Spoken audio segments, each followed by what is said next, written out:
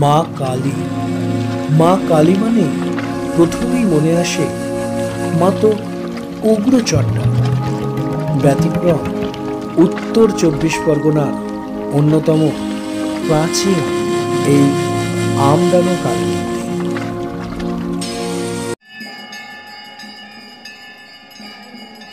যেটা 500 বছরের।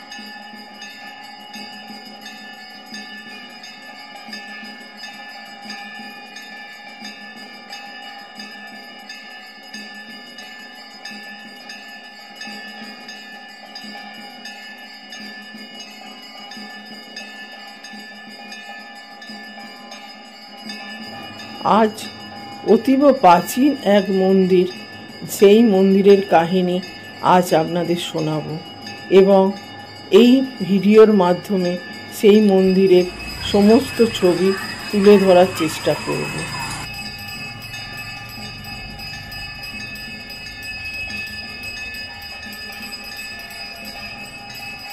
আমি এখন এসেছি আমডাঙ্গা শ্রী শ্রী করুণাময়ী মায়ের মন্দির, যেটা 500 বছরের পুরনো, মোগল আমলের তৈরি। উত্তর 24 পরগনার অন্যতম প্রাচীন এই আমডাঙ্গা কালী মন্দির।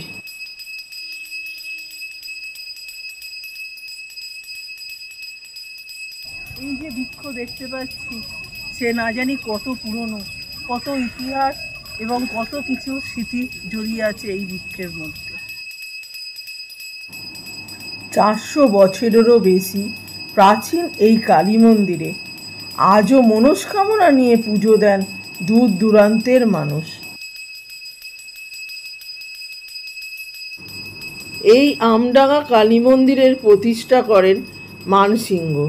মোগল সম্রাট আকবরের সৈন্যদল দুবার রাজা প্রতাপাদিত্যের কাছে পরাজিত হন। মোগল সম্রাটের বিশ্বাস ছিল যশোরের যশোরেশ্বরীর মন্দিরে পুজো দিয়ে তারপর যুদ্ধ শুরু করতেন বলেই জয়লাভ করতেন। প্রতাপাদিত্যের এই রণকৌশল ভবিষ্যতে যাতে আর না হয় সেই পরিকল্পনা করতে মানসিংহকে নিয়োগ করেন সম্রাট আকবর। মানসিংহ শুরুতেই যশোরেশ্বরী মন্দির থেকে বিগ্রহ সরিয়ে দেন। প্রতাপাদিত্য সে কথা জানতে পারার পরেই মন্দিরের পূজারী রামানন্দ গিরি গোস্বামীকে নির্বাসিত করে দণ্ড দেন। এরপরে যুদ্ধে জয়লাভ করে রাজস্থানের অম্বরে সেই যশোরেশ্বরী মূর্তি স্থাপন করেন মানসিংহ। অন্যদিকে নির্বাসিত হয়ে রামানন্দ এই আমডাঙ্গায় সুখাবতী নদীর ধারে জঙ্গলে এসে উপস্থিত হন। অন্যদিকে মানসিংহ স্বপ্নাদেশ পান মায়ের। শিষ্য রামানন্দ উন্মাদ অবস্থায় সুটি নদীর তীরে রয়েছেন। রামানন্দকে উন্মাদ অবস্থা থেকে শান্ত সাধক মার্গে ফিরিয়ে আনার জন্য কোষ্ঠী পাথর দিয়ে কালীর মূর্তির নির্মাণ করেন মানসিংহ।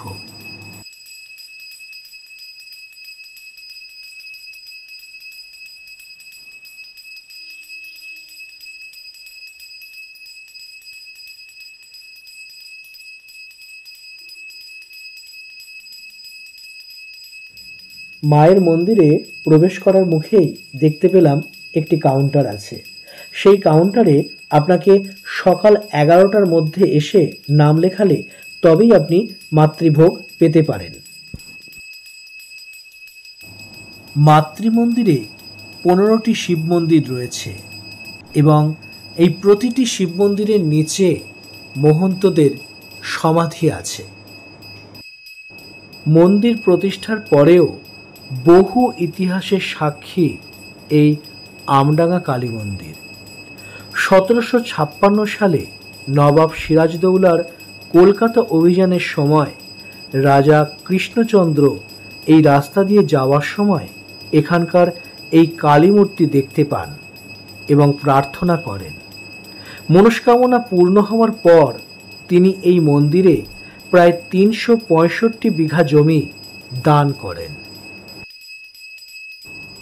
450 বছরের বেশি প্রাচীন এই কালী মন্দিরে আজও মনস্কামনা পূরণের জন্য আসেন দূর দূরান্তের মানুষ।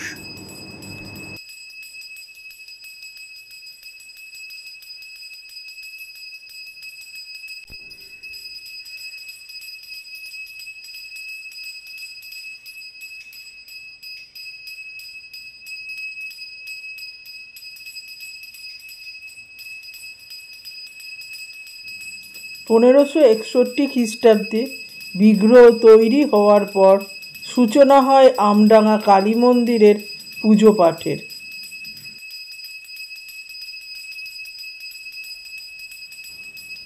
কথিত আছে গোড়া থেকেই এই মন্দির অত্যন্ত জাগ্রত, ভক্তদের মনস্কামনা পূরণের অন্যতম ঠিকানা।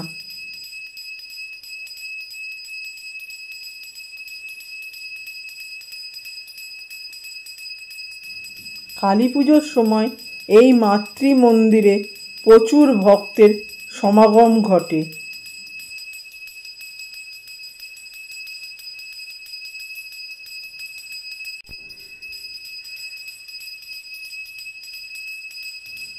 মাতৃ মন্দিরে মায়ের গয়না একবার চুরি যাওয়ার কারণে এখানে ছবি তোলা নিষিদ্ধ, তাও যতটুকুনি পারলাম আমি তুলে ধরার চেষ্টা করলাম।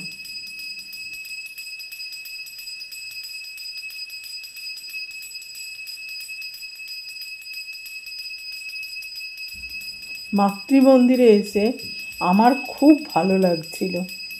আপনারাও যখন এই মন্দিরে আসবেন দেখবেন আপনাদেরও সময়টা কিভাবে যেন কেটে গেছে।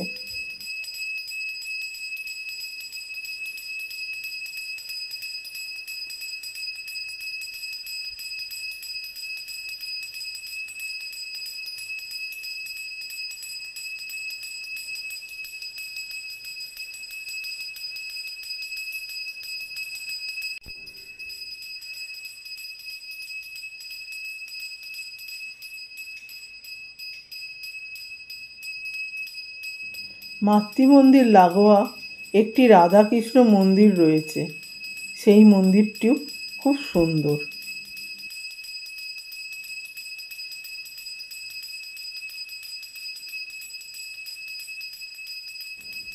আরও একটা বিষয় বলে রাখি, আমডাঙ্গা এই কালী মন্দিরে অন্নপ্রাশন ও বিবাহ দুই হয়।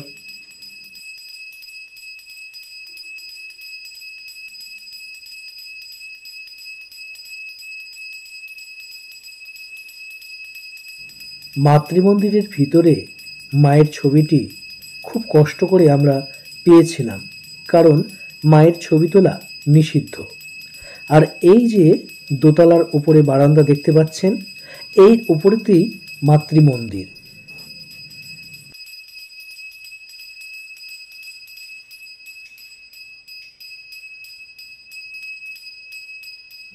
মাতৃমন্দিরে যেহেতু বিবাহ হয়, তাই বিবাহের জন্য এনারা এসেছেন।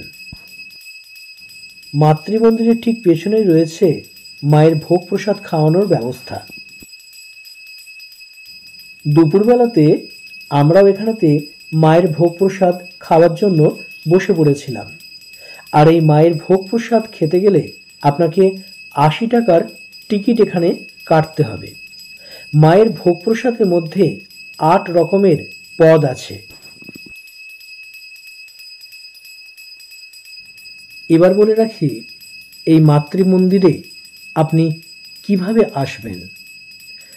বিরা থেকে অর্থাৎ শিয়ালদা থেকে যে সমস্ত লোকাল ট্রেন বনগাঁ যাচ্ছে, সেই ট্রেনে চেপে আপনি বিরা নামক স্টেশনে নামবেন এবং সেখান থেকে টোটো কিংবা অটো করে মাতৃমন্দির।